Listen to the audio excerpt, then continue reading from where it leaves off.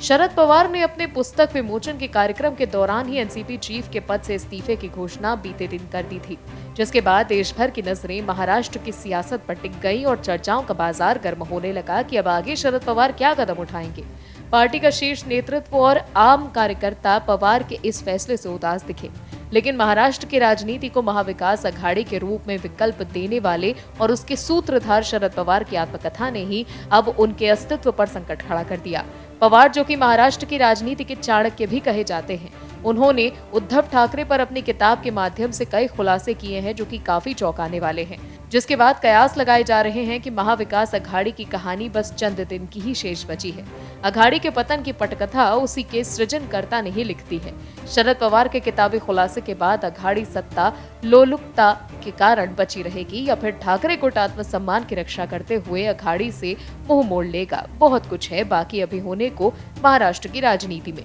लेकिन अभी बात कर लेते हैं उस घटना की जिसका खुलासा शरद पवार ने अपनी किताब में किया है। शरद पवार के उद्धव ठाकरे को लेकर किताब में कही बात से एमवीए को करारा झटका लग सकता है। दरअसल महाराष्ट्र की राजनीति के चाणक्य कहे जाने वाले शरद पवार की बात को कतई हल्के में नहीं लिया जा सकता। शरद पवार जल्दी किसी बात को बिना परखे नहीं कहते। पवार के उद्धव को लेकर किए खुलासे के बाद माना जा रहा है कि कहीं न कहीं महाविकास अघाड़ी का कुनबा टूट सकता है, क्योंकि वो पवार ही थे जिनकी सूझबूझ से महाराष्ट्र में एक नई भारत गढ़ते हुए बीजेपी को मात देने का काम किया गया था।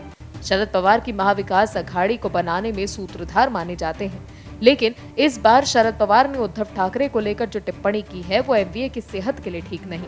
पवार ने अपनी किताब में उद्धव ठाकरे को सियासत का कच्चा खिलाड़ी करार दे दिया है। पवार ने कहा कि उद्धव पार्टी में बगावत को शांत नहीं कर पाए, जिसके चलते पार्टी का ये हाल हो गया और कुनबा बिखर गया। महाविकास अघाड़ी के गठन के बाद पहली बार पवार ने उद्धव ठाकरे को लेकर चुप्पी तोड़ी। वहीं दूसरी तरफ शिवसेना उद्धव गुट भी पवार के इस फैसले से हैरान है। शरद पवार के इस्तीफे पर संजय राउत ने कहा कि हमारी भूमिका वेट एंड वॉच की है। पवार साहब का इस्तीफा देश की राजनीति की एक बड़ी घटना है।